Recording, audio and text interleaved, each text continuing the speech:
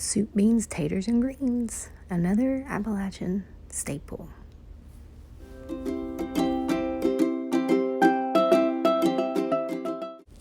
If you're looking for a delicious farm-to-table meal, then you've stopped by the right place. My Appalachian Eats today is going to show you my favorite. First, we slice potatoes thin and layer them into a hot iron skillet with 2 tablespoons of neutral cooking oil. We then cook these taters on medium-high on the stove top. This is going to create nice, crispy taters to accompany the remaining meal. Next up, we season with salt and black pepper to taste and turn the taters once they're golden on one side. Then place them to a preheated 425-degree oven until they are tender, which is about 10 to 20 minutes depending on the thickness and size of the potatoes. As you can see, they're starting to get crispy.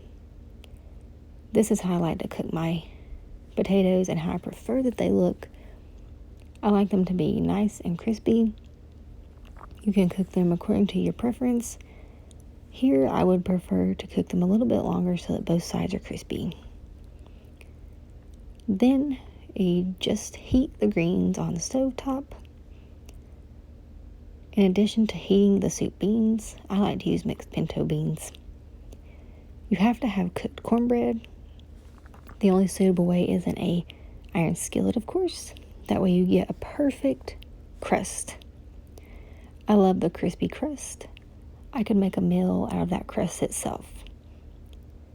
But you can always make other things with cornbread.